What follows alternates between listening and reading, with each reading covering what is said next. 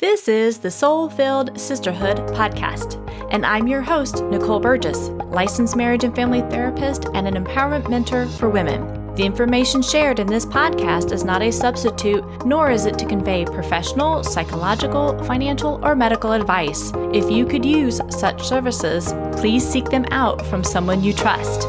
Now here is today's episode. Episode 111.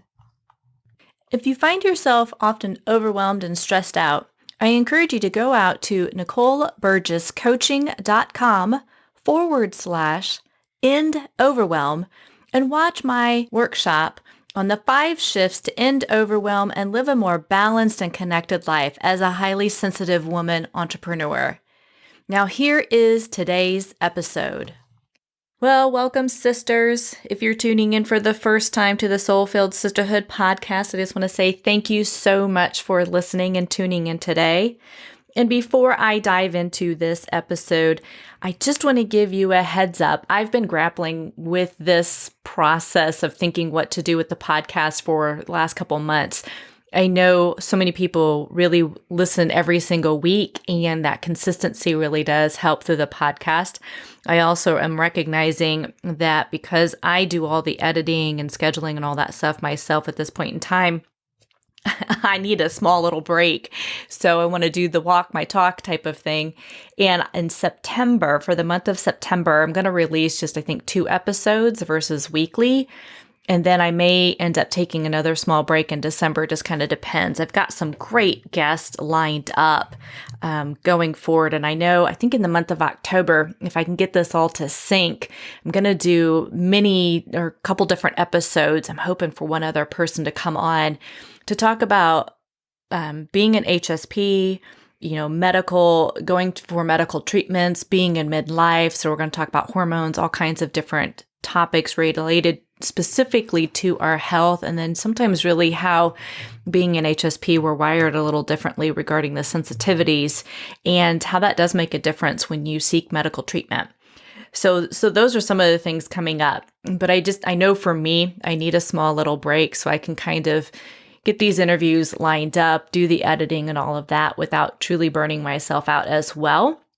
And so that's hence for September, taking a small little break and stepping back just a little bit. But I do have a couple episodes I absolutely want to release because I think it's just so timely with all the stuff that is continuing to go on with COVID, with kids going back to school, with the wildfires going on, just needing some support around those issues as well as we kind of continue to take one step in front of the other and go from there.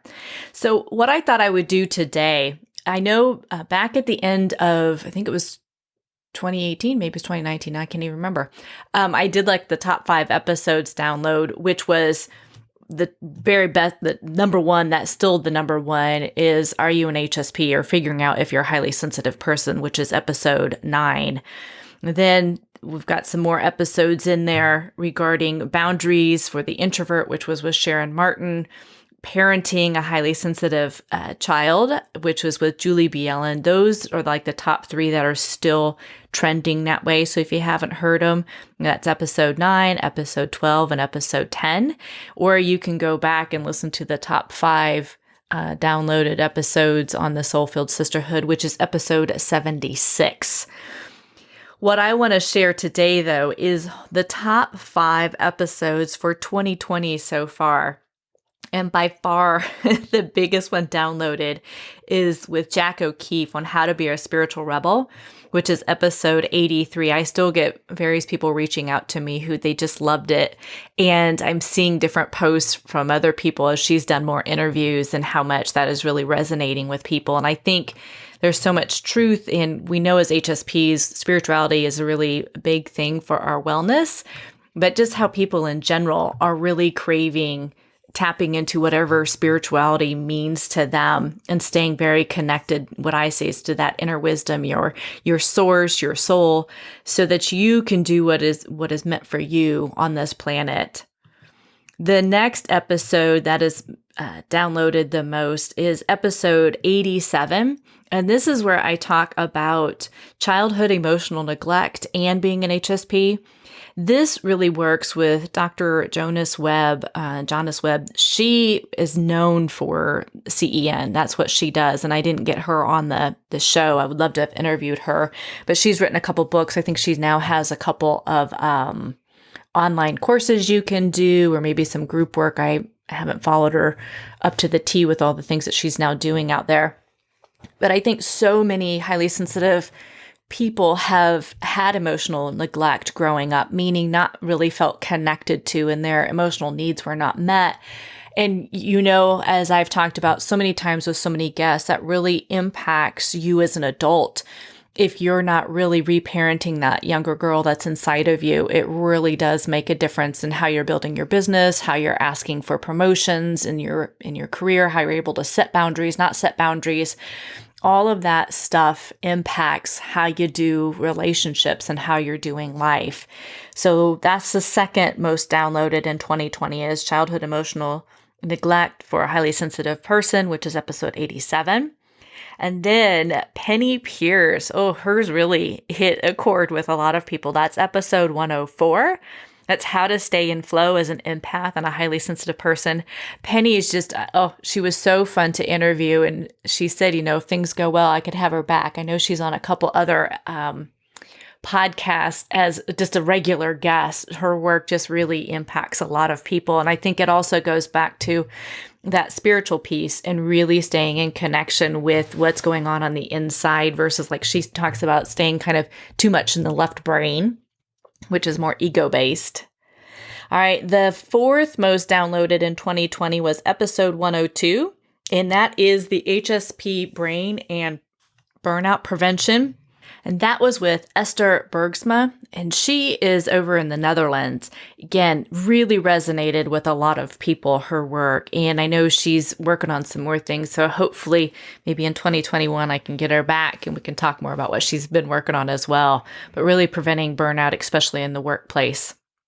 And then episode 84 with Joanne Bradshaw. She was the one who wrote the Feminist Handbook. And I got some negative comments on YouTube. It was quite interesting from a male who read it. And so I would encourage you. That one got a lot of great feedback as well. And I think in our time and day with what's going on in our country, it would be a good one to just re-listen to and just stay open to it, right? All of these episodes that I do, I really encourage people to stay open, to stay coachable, to stay teachable. And you may find something that resonates with you. You may be able to shift a perspective because you hadn't heard it talked that way. Then you may also just say, I continue to agree to disagree. Totally fine. But those are the top 5 that have been downloaded the most in 2020. And I wanted to do just a really quick recap on those. I'm thinking I may go back and even look at the top 5 kind of leadership ones that I talked about as well on this podcast, and see what resonates with people too.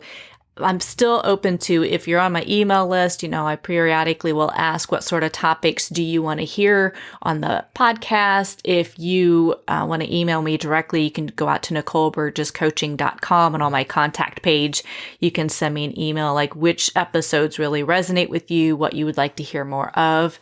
I'm really enjoying those with women in leadership and also being a highly sensitive person and what that means. Way back in 2018, when I was talking, I did kind of that series just on, I first started out on being the HSPs, and Julie Bielen came on and April Snow came on. And I go back to April's podcast as well, and I don't have the number sitting in front of me, but April, really talked about creating the lifestyle that you're looking for as an HSP. And I think that's true for any woman, really looking at, again, are you aligned with your values? Are you living that type of life? And if not, what are some of the small steps you can begin to take to get more in alignment with that, so you're truly not exhausted, burned out, and overwhelmed all the time? And April geared that more towards psychotherapists or mental health professionals. But the reality is, if you're an HSP, you really can look at, like, where are you employed? What type of business do you have? And is that that working for you? So as mental health professionals, we talk about sometimes you may need other avenues to help kind of balance off if you're not seeing clients so much. And that can be, online courses, that could be working for another place part-time. That could be, I think April does yoga as well, outside of her private practice. So it's really looking at, am I creating a life? And I know Julie talks about this too, Julie Bieland. Like, am I really living the life that works for my sensitivities, my temperament? It's fascinating how many women I work with who really have continued to stay caught up, and I get it. I mean, I've done this before too. You get caught up in like this hype that it needs to be hustling all the time, and that literally is the key to burning out. So when you really look at how am I living my life and is it really working for my temperament? It's not saying our sensitivities make us weak. It's really looking at the depth that you process information, the depth that you feel things is such a beautiful, beautiful gift. And you don't want to burn yourself out. So it's like, how can I set myself up to really sustain this and be successful in my life, both in my professional and in my personal life? So it's truly possible to do that. And that's why I own my own business. Yes, I've talked about, it is about, I want to make money and I want something that sustains who I am, and the scheduling works for me. The type of people that I work with, really work for me. These are things that just help me live my best life.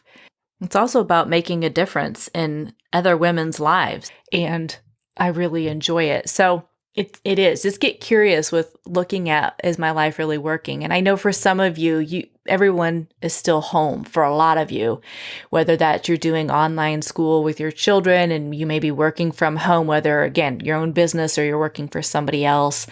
And so you may need to make some small tweaks. You may need to really set up some clear boundaries with family members about you needing some alone time to rejuvenate, or go talk more, or go take more walks out in nature if the weather is good where you're at and you're safe where you're able to do that, just so you can get reconnected with yourself. It's really being able to say no when you need to say no. And I have various colleagues, because of everything that's going on with COVID, they are needing to say no more often because their plate is really full. And that is really good self-care. And if the person who's asking you to do things or inviting you to things and you're just exhausted, it's okay to say no. And if they don't ever invite you back, well, that stinks. And they can feel disappointed or frustrated with you, but that's you taking care of you, because your well-being matters just as much as their well-being does. So I hope you found this helpful. And again, don't worry, I've got more episodes coming up. I just need to take a little break myself and do these episodes a little less often for the month of September, and then I shall be back. To sign up for my workshop on the 5 shifts to end overwhelm and live a more balanced and connected life as a highly sensitive entrepreneur, go out to NicoleBurgessCoaching.com/end overwhelm.